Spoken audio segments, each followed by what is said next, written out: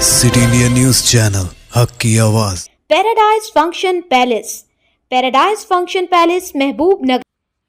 हुकूमती whip NM Srinivas Reddy ने कहा कि देही और पसमानदा तबक़ात से ताल्लुक़ रखने वाले तलबा में बेपनाह सलाहियत मौजूद है, जिसे मुनासिब रहनुमाई और मौक़े फराहम करके उजागर किया जा सकता है। उन्होंने कहा कि हर घर में कोहिनूर जैसे कीमती हीरे मौजूद हैं, जिन्हें तलाशने की ज़रूरत है। ये बात उन्होंने महबूब नगर में MLA कैंप ऑफिस में मुनाकिदा एक तकरीब से खिताब करते हुए कही, जहां NMMS national means cum merit scholarship हासिल करने वाले तलबा को एजाज़ से नवाजा गया। ये तकरीब महबूब नगर फर्स्ट और वंदे मातरम फाउंडेशन के इश्तराक से मुनक़िद की गई। उन्होंने बताया कि ज़िले में मुंतखब होने वाले 80 तलबा में से 60 तलबा ने महबूब नगर फर्स्ट के तहत दी गई 30 रोज़ा खुसूसी रिहायशी तरबियत हासिल की थी, जो इस प्रोग्राम की कामयाबी का वाज़ेह सबूत है। एनएम श्रीनिवास रेड्डी ने कहा कि अगर तलबा को साजगार माहौल, वालिदैन की हिमायत और असातिज़ा की रहनुमाई हासिल हो तो वह IAS, IPS, IIT, डॉक्टर और इंजीनियर जैसे आला मकासद हासिल कर सकते हैं। उन्होंने मुंतखब तलबा को मुल्क का मुस्तकबिल करार देते हुए उनकी हौसला अफजाई की। उन्होंने मज़ीद कहा कि अगरचे महबूब नगर के पास कुदरती वसाइल कम है, लेकिन यहाँ के तलबा की जहानत ही असल सरमाया है। उन्होंने ज़ोर दिया कि 8वीं जमात से इंटरमीडिएट तक का अरसा तलबा की ज़िंदगी का निहायत अहम मरहला होता है, जिसमें सही तरबियत से नुमायाँ कामयाबियाँ हासिल की जा सकती हैं। वालिदैन को मशवरा देते हुए उन्होंने कहा कि वह सरकारी स्कूलों पर एतमाद करें, क्योंकि हुकूमत मेयारी तालीम की फराहमी के लिए इक़दाम कर रही है।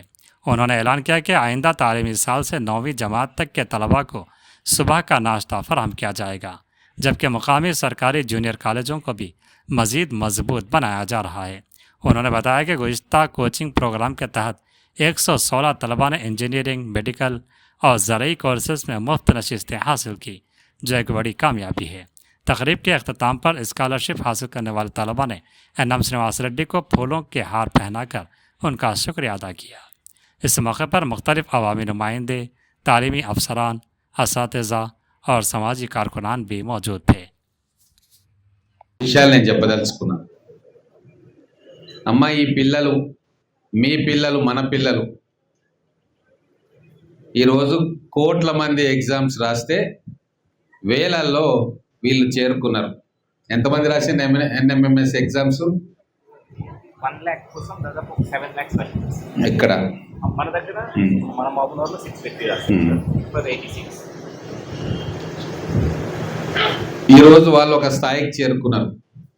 వాళ్ళలో టాలెంట్ ఉంది. వాళ్ళను చదువుకునే వాతావరణం మనం ఇళ్లలో కల్పిస్తే ఖచ్చితంగా వాళ్ళు అనుకున్న లక్ష్యాన్ని చేరుకుంటారు. ఈ 80 మంది ఎవరైతే ఉన్నారో వాళ్ళలో నేను రేపు భవిష్యత్తులో మీరు శ్రద్ధ వహిస్తే, తల్లిదండ్రులు శ్రద్ధ వహిస్తే, టీచర్లు ఎట్లాగూ శ్రద్ధ వహిస్తారు, వాళ్ళ వృత్తి ధర్మం అది. మీ ఇంట్లో తల్లిదండ్రులు శ్రద్ధ వహిస్తే ఈ 80 మందిలో నేను IASలను చూస్తున్నా, IPSలను చూస్తున్నా, IITలను చూస్తున్నా, ఇంజనీర్లను చూస్తున్నా, డాక్టర్లను చూస్తున్నా, ఆర్కిటెక్ట్లను చూస్తున్నా. వీళ్ళలో ఎవరైనా ఏమైనా కావచ్చు. వాళ్ళకు తెలివి లేక కాదు, వాళ్ళు కష్టపడక కాదు. వాళ్ళకు కావాల్సింది కొద్దిగా ప్రోత్సాహం, వాళ్ళకు కావాల్సింది ఒక మంచి వాతావరణం, వాళ్ళకు కావాల్సింది మంచి పుస్తకాలు, వాళ్ళకు కావాల్సింది మన ఇంట్లో సహకారం. ఇది మనం వాళ్ళకి ఇవ్వగలిగితే ఖచ్చితంగా మనం అనుకున్న లక్ష్యాలకు, వాళ్ళు అనుకున్న లక్ష్యాలకు వాళ్ళు చేరుకుంటారు.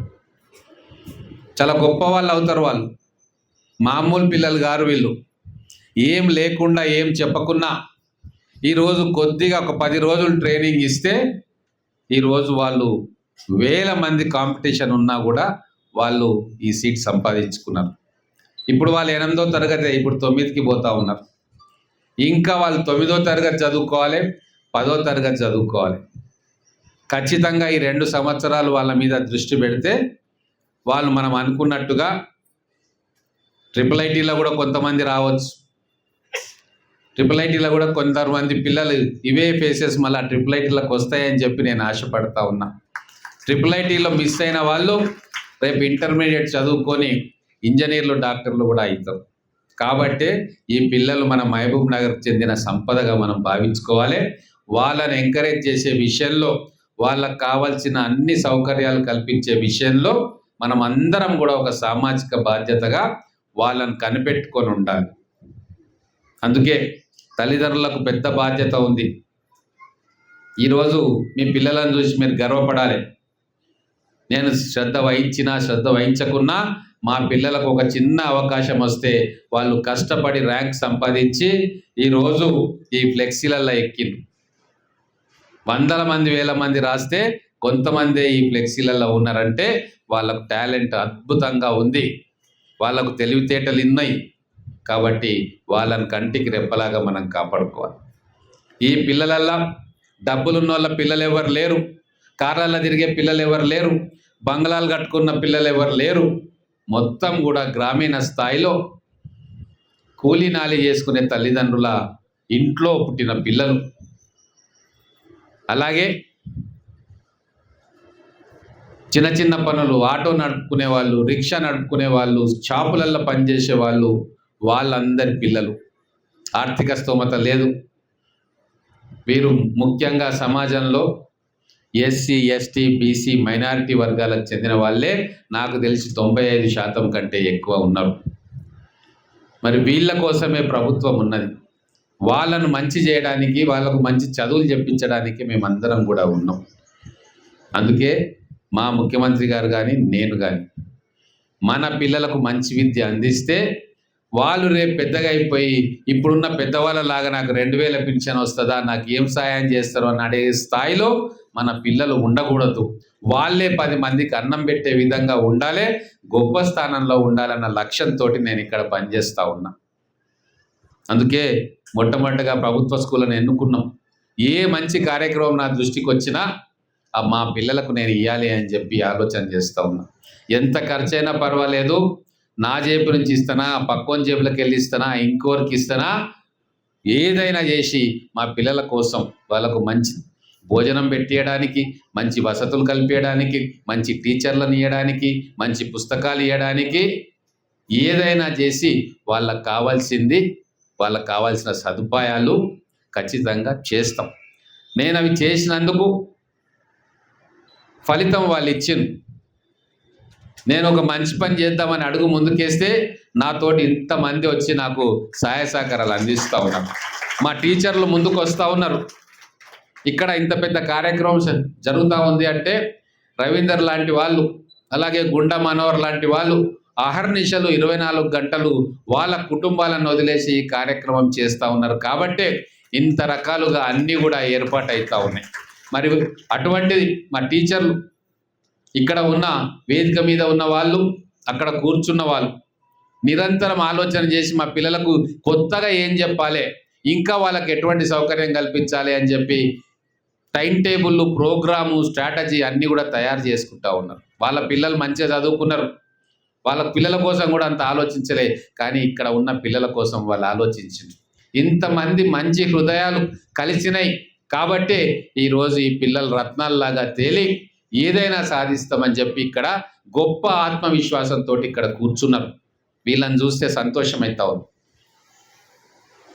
దీన్ని ఇక్కడి నుంచి ఇక్కడికి ఆపొద్దు, ఇది ఒక యజ్ఞంలాగా దీన్ని ముందుకు తీసుకుపో. రవీందర్ గారు రండి. వందే మాతరం ఫౌండేషన్ సృష్టికర్త పెద్దలు రవీందర్ గారిని వేదిక మీదకి ఆహ్వానిస్తా ఉన్నాం.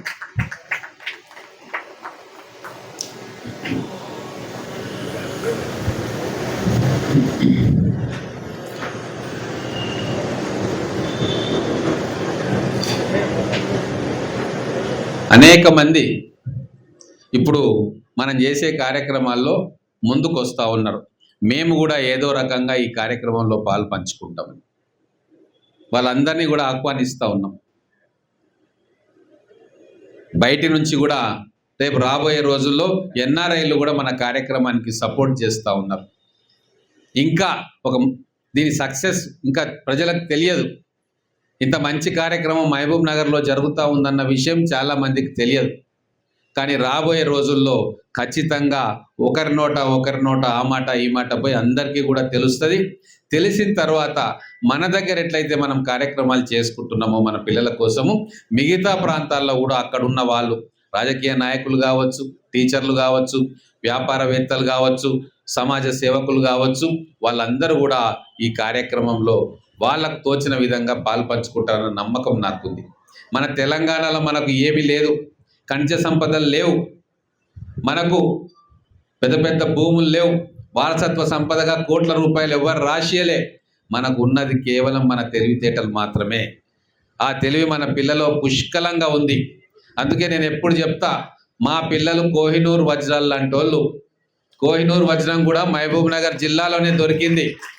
మా పిల్లలు అటువంటి వాళ్ళు. ప్రతి ఇంటిలో ఒక కోహినూర్ వజ్రం ఉంది. దాన్ని సానబెట్టాలి.